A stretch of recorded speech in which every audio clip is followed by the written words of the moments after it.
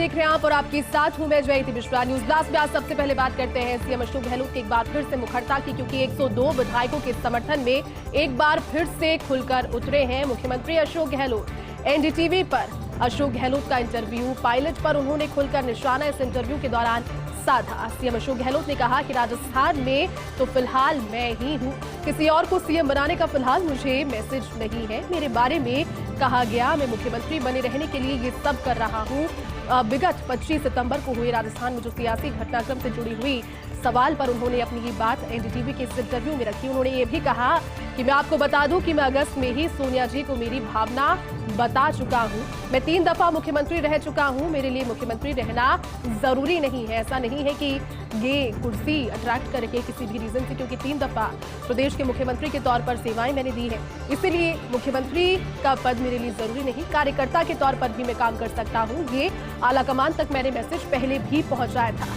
आलाकमान करवा ले राजस्थान में सर्वे भले ही, लेकिन जो उपयुक्त हो उसे ही सीएम बनाए। उन्होंने ये भी कहा कि सर्वे आप कराकर देख लीजिए और सर्वे में जो पाया जाता है कि जो सबसे उपयुक्त कैंडिडेट हो उसे सीएम बनाए। अगर मैं उपयुक्त नहीं तो विड्रॉ करने के लिए तैयार हूं। ये भी उन्होंने कहा कि अगर मैं इस सर्वे में पाया जाता है कि उपयुक्त नहीं हूं इस पद के लिए, मुख्यमंत्री बने रहने के लिए, आने वाले चुनावों में मुख्यमंत्री फिर से बनने के लिए, तो मैं विड्रॉ करने के लिए भी तैयार हूं। मैं आलाकमान का लॉयल हूं, वो कहेंगे तो इस्तीफा भी दे दूंगा। उन्होंने इस चीज को भी स्वीकार फिर से किया आज, लेकिन ये कहना कि अगर वो कहते हैं तो इस्तीफा भी दे दूंगा। देव के आगे कहा कि मैं हट भी गया तो भी राजस्थान में सरकार बनाने के लिए जान लगा दूंगा, फिर काम करूंगा एक कार्यकर्ता के तौर पर।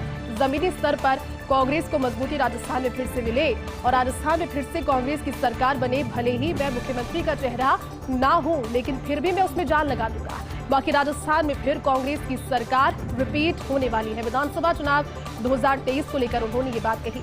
राजस्थान में पहली बार सरकार विरोधी लहर नहीं है। सचिन पायलट को सबसे पहले मैंने ही मंत्री बनाने की पैरवी की थी। उन्होंने यहां से शुरुआत की। सचिन पायलट के खिलाफ जो बातचीत उन्होंने की आज, उनके बारे में कहा कि सचिन पायलट जब मंत्री बने सबसे पहली दफा तो पैरवी उनकी मैंने ही की थी। पायलट वर्सेस गहलोत क्यों हो गया ये खुद भी मैं नहीं समझ पा रहा। पर्यवेक्षक पहले से ही पायलट को सीएम बनाने का मन बना कर आए थे। पर्यवेक्षक के तौर पर उन्होंने यहां पर एक बार फिर से सवाल उठाया। उन्होंने अजय माकन के लिए कहा कि ऑब्जर्वर के तौर पर जब वो पहुंचे थे यहां पर तो पहले से ही मंशा मन में थी कि सचिन पायलट को सीएम बनाया जाए, और उसे फिर से उन्होंने आज इस बात में इस इंटरव्यू के दौरान दोहराया भी। कहा कि जबकि सभी विधायक अपनी बात रखना चाहते थे, सभी विधायक बात करना चाहते थे, लेकिन एक निर्णय लेकर वो पहुंचे थे जयपुर, लेकिन पायलट ने ही विधायकों को फोन किए कि मैं सीएम बनने जा रहा हूं। और ये एक बड़ा खुलासा उन्होंने अपनी ओर से इस पूरे घटनाक्रम के बाद संभवतः शायद पहली बार कहा। इतना सीधा नाम लेकर उन्होंने कहा कि सचिन पायलट उस समय विधायकों से फोन पर यह कह दिया कि मैं सीएम बनने जा रहा हूं, राजस्थान का मुख्यमंत्री मैं बनने जा रहा हूं। विधायकों के बीच उस खबर से माहौल खराब हो गया। कई मंत्रियों ने कहा कि हम गद्दार को स्वीकार नहीं करेंगे, और उसके बाद में जो इंटरव्यू था वो अब चर्चा का विषय बन चुका है, क्योंकि डिबेट सब उस पर शुरू हो जाएंगी। इस तरह से मुखर होकर आज उन्होंने अपनी बात कही। गद्दार शब्द का फिर से उपयोग किया। कहा कि आज की तारीख में पायलट के पास में संख्या बल की जब बात वो करते हैं, लेकिन 10 विधायक भी नहीं है। और देखिए ये जो आज इंटरव्यू रहा जिसमें तमाम उन्होंने मुखरता के साथ अपनी बात रखी।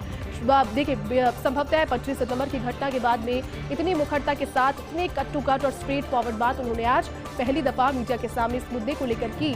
अब देखना ये होगा कि इस प्रतिक्रिया, इस इंटरव्यू के बाद में जो प्रतिक्रियाएं हैं वो दूसरी ओर से क्या आती है, और उसके बाद आलाकमान पर भी जब ये चीज पहुंचती है, क्योंकि राष्ट्रीय अध्यक्ष के तौर पर अब मल्लिकार्जुन खड़गे कांग्रेस की जिम्मेदारी निभा रहे हैं, वहां से फिर क्या इंडिकेशन मिलता है और आने वाले दिनों में राजस्थान की किस्मत, राजस्थान की तकदीर किस ओर बदलती है।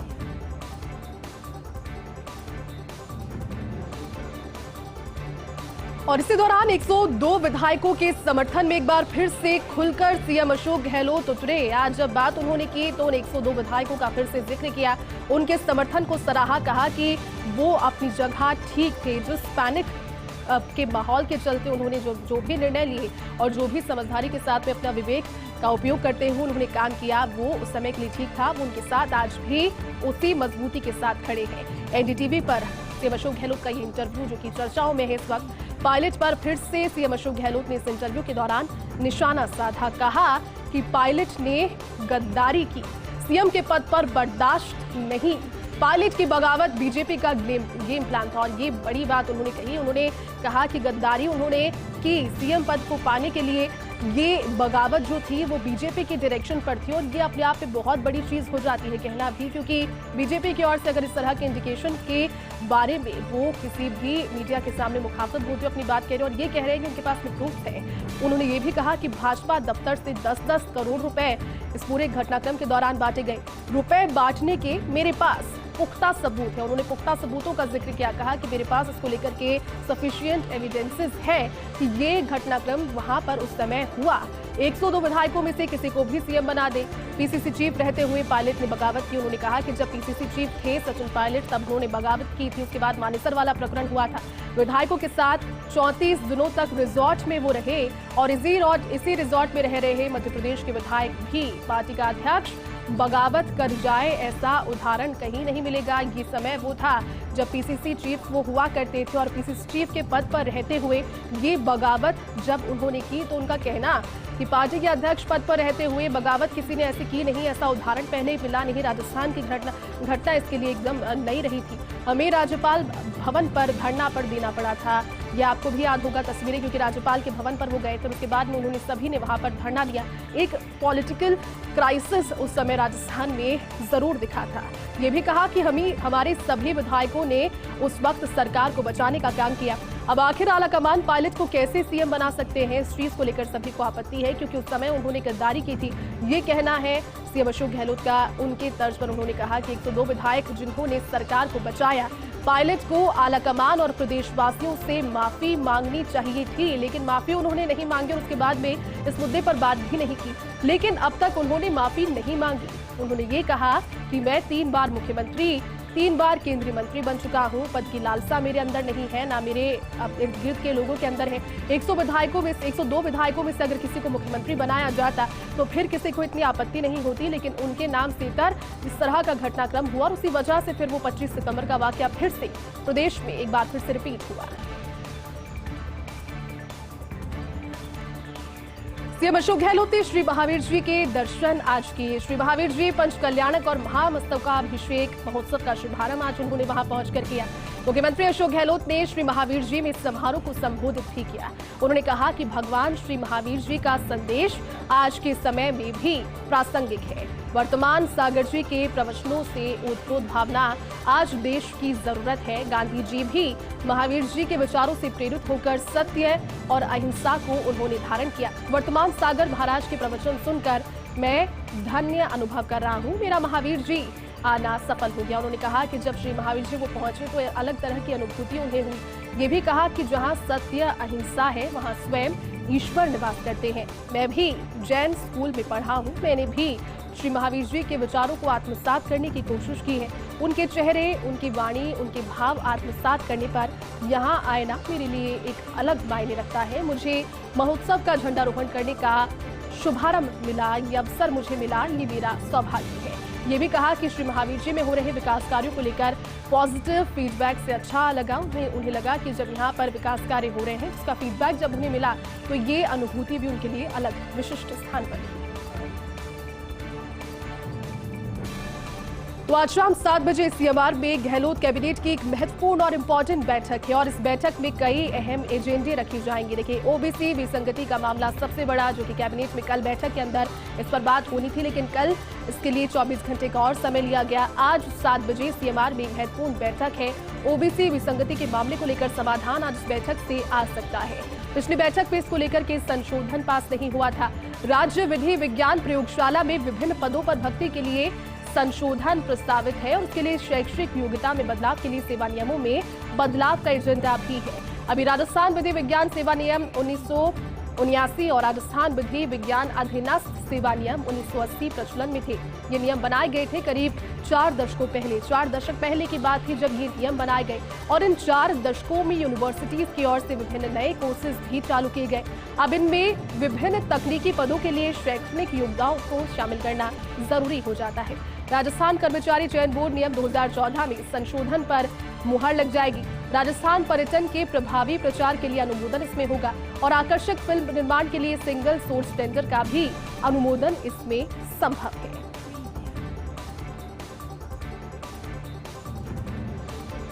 और चलिए अब बात कर लेते हैं सरदार शहर विधानसभा के उपचुनावों की। तो उपचुनाव में जीत को लेकर कांग्रेस ने फोकस किया है। कल से मंत्रियों के चुनावी दौरे शुरू हो जाएंगे।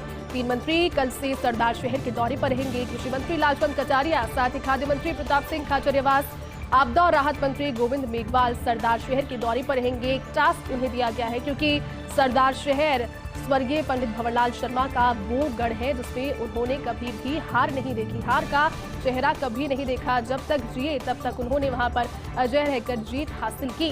अब उनके निधन के बाद भी वो सीट जहां पर उपचुनाव होने हैं, कांग्रेस की ओर से उन्हीं के पुत्रों को वहां पर प्रत्याशी बनाया गया है। जीत किस तरह से दर्ज की जाती है और कितना सुनिश्चित इसे किया जाना है, इसको लेकर सभी मंत्रियों को टास्क सौंप दिए गए हैं। और कल इसी क्रम में ये तीनों मंत्री सरदार शहर के दौरे पर रहेंगे और वहां पर जाकर कार्यकर्ताओं से बात करेंगे और जनता से भी ये अपील करेंगे कि एक बार फिर से सरदार शहर की सेवा का जो अवसर है वो कांग्रेस के हक में है।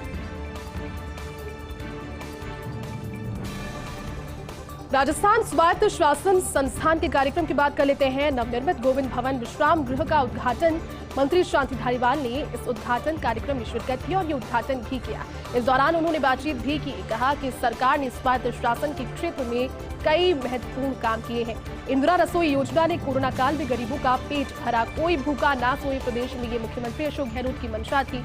और स्वायत्त शासन विभाग ने इसी मंशा के अनुरूप, इसी मैंडेट के अनुरूप कार्य करते हुए ये सुनिश्चित किया कि कोरोना काल में इतने भयंकर दौर में भी कोई भी व्यक्ति भूखा ना सोए। और इंदिरा रसोई योजना ने कोरोना काल में गरीबों का पेट भरा।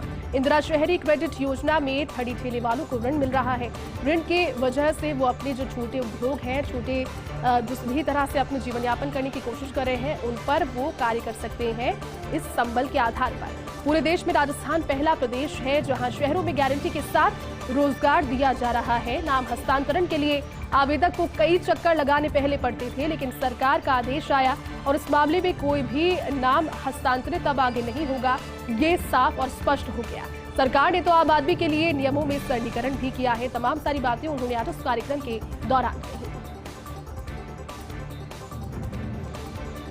और चलिए अब बात करते हैं कांग्रेस नेता गोपाल किसावत की बेटी के किडनैप प्रकरण पर। तो डीसीपी एस करण शर्मा को इसमें बड़ी सफलता हाथ लगी है। गोपाल किसावत की पुत्री को गुजरात से दस्तयाब किया गया। गुजरात से सकुशल दस्तयाब किया गया अभिलाषा को। फिलहाल अभिलाषा को वहां से जयपुर लाया जा रहा है। किसावत ने प्रतापनगर थाने में इस संबंध में रिपोर्ट दर्ज कराई। एयरपोर्ट के पास से युवती की स्कूटी बरामद हुई थी और उसके बाद में पूरा जयपुर शहर इस चीज की आस लगा रहा था कि उनकी बेटी सकुशल जल्द से जल्द पुलिस को मिल जाए। और हुआ यही। इस तरह से जब ये पुलिस की पूरी कार्रवाई रही तो आखिरकार सफलता भी हासिल की और गुजरात से अब उसे जयपुर लाया जा रहा है। यहाँ रुक रहे एक छोटे से ब्रेक के लिए, जल्द लौटेंगे। आप देखते रहिए फर्स्ट इंडिया।